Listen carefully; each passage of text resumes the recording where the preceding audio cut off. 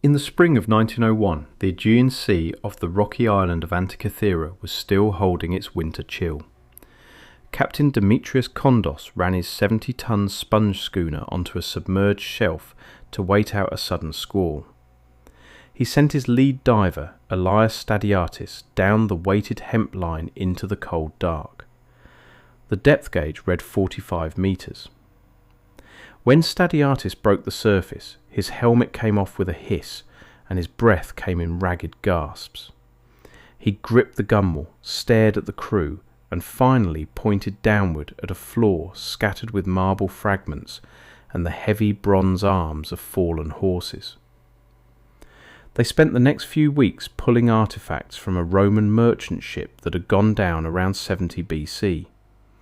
Among the towering statues and shattered amphorae sat a single corroded mass.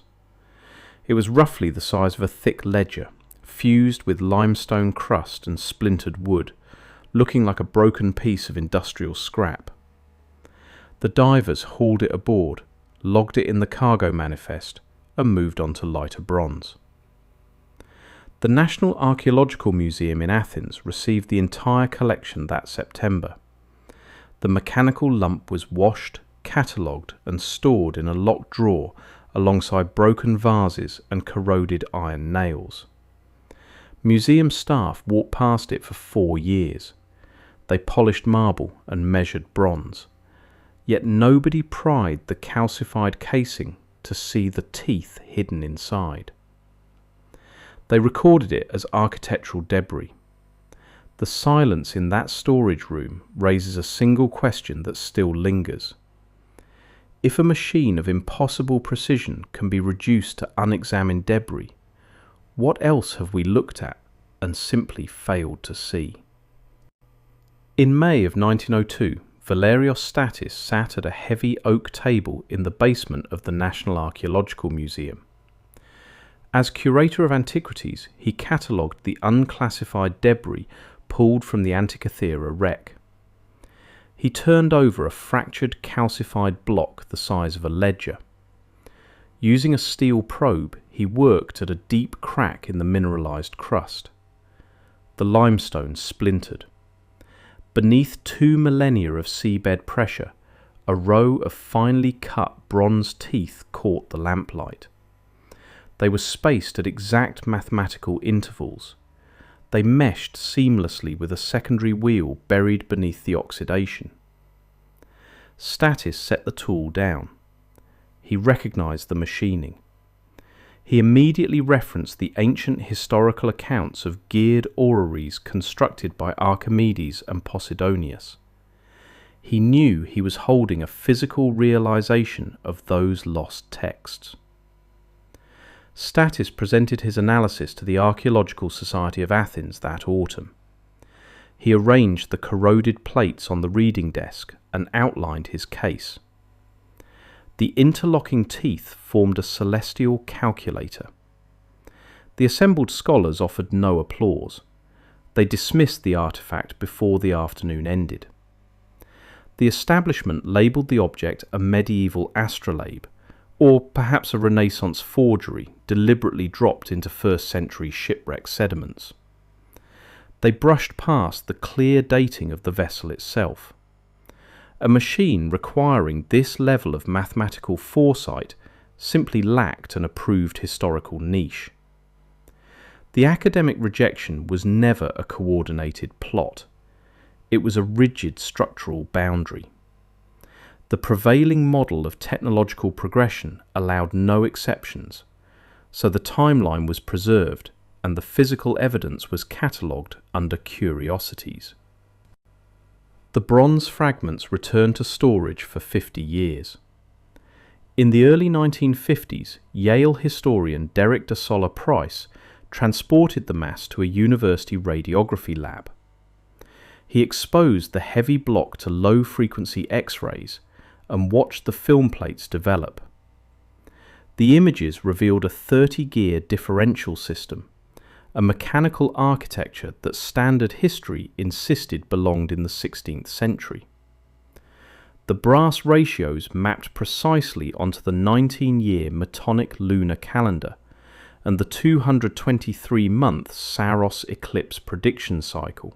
The mechanism calculated the 4-year Olympiad interval and plotted the irregular orbital paths of the Sun and Moon across the zodiac bands using an early epicyclic pin and slot compensator. Differential gearing would not reappear in European clockmaking for nearly 15 centuries, yet the ancient mathematics held firm. The device was a functional astronomical computer. It measured planetary motion while the classical world collapsed, leaving behind a silent machine that still waits for a generation willing to read its gears. The bronze gears recovered from the Aegean floor are not an isolated anomaly. They are a preserved fragment of a calibrated framework that once bound mechanical timekeeping, celestial observation, and terrestrial geography into a single operational system. The historical record holds scattered acknowledgements of this network, though the pieces rarely appear together in the modern academic curriculum. Cicero recorded the existence of a bronze sphere constructed by Archimedes that faithfully rendered the motions of the Sun, the Moon, and the wandering planets with steady mechanical precision. Egyptian temple engineers designed water regulation systems that utilized early differential feedback valves to compensate for seasonal variations in daylight. Babylonian scribes pressed detailed lunar and solar predictions onto baked clay tablets spanning 4 uninterrupted centuries. These were not disconnected curiosities scattered across unrelated cultures. They were coordinated outputs of a continuous, cross-regional observational science. That science disappeared through gradual institutional erosion rather than sudden catastrophic loss. The Library of Alexandria did not simply vanish in a single afternoon fire. Its star catalogues, its mathematical treatises, its mechanical engineering schematics were carefully culled across decades of Roman administrative consolidation and shifting scholarly priorities. Military occupation, followed by quiet archiving, replaced the open mathematical academies of Syracuse and Rhodes. Centuries later, Byzantine monastic scriptoriums selectively copied theological manuscripts while allowing technical treatises on celestial mechanics to rot in damp basement vaults. What remains in the official historical timeline is a structural void where a working technological tradition should stand.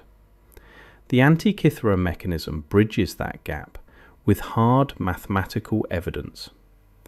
Its interlocking gear ratios calculate the synodic periods of Venus and Mars, accurate to 1 part in 1,000. Achieving that level of orbital precision demands at least 3 centuries of uninterrupted, meticulously recorded stellar measurement. The standard narrative insists that era produced only philosophical speculation and rudimentary agricultural tracking. The bronze device proves a fundamentally different reality. It proves that generations of skyward data were systematically collected, rigorously compared, and permanently engineered into rotating brass plates and precisely pinned axles. The institutional silence surrounding it does not conceal a single artifact. It conceals the structural implication that a complete planetary calibration science was physically built, then methodically dismantled.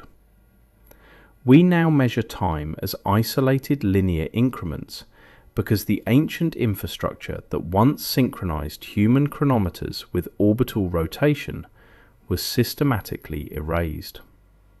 The mechanism rests in a quiet exhibition hall, while the original observational network remains buried beneath modern academic boundaries. The bronze teeth sit frozen in mineralized rust. The mathematical ratios still align perfectly with the actual night sky. The missing element is the continuous institution that once calibrated those gears to turn at the exact speed of the planet itself. The bronze assembly inside the climate-controlled case still functions. It is not a rough approximation. It is not a primitive mechanical toy. It remains a fully operational computing instrument, machined to tolerances that would have satisfied a 19th century Swiss watchmaker.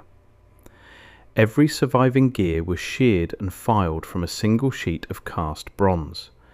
The teeth maintain exact equilateral geometry. The internal pin and slot compensator directly anticipates the epicyclic differential gearing we route through modern vehicle transmissions. Modern astrophysicists and mechanical engineers finally reverse-engineered the surviving ratios and confirmed that mathematical architecture is flawless.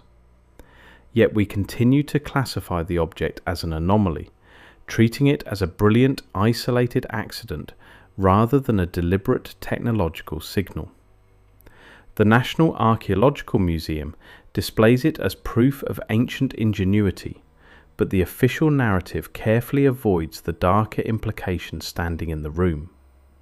We once constructed chronometric instruments designed to measure the slow movement of the sky, not merely the passing hour.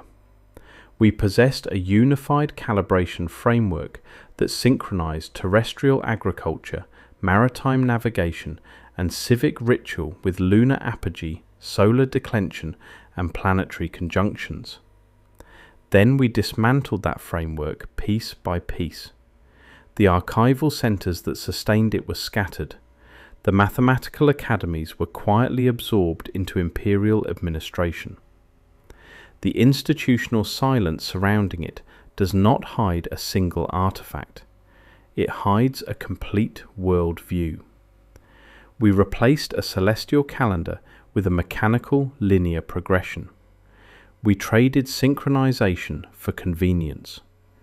We achieved absolute precision in measuring seconds, while deliberately severing the mechanical link to the orbital rhythms the original gears were engineered to track.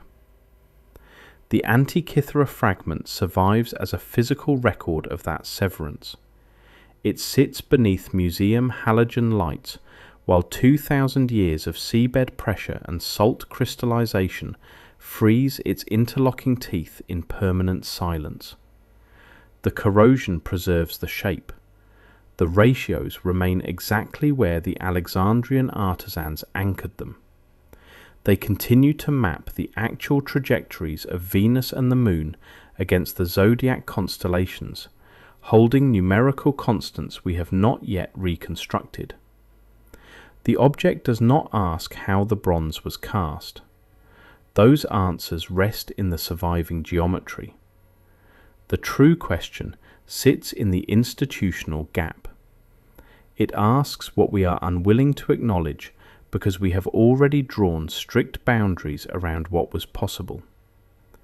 The gears wait inside their oxidized crust, perfectly aligned with a sky we stopped tracking, still counting an ancient rhythm we chose to forget.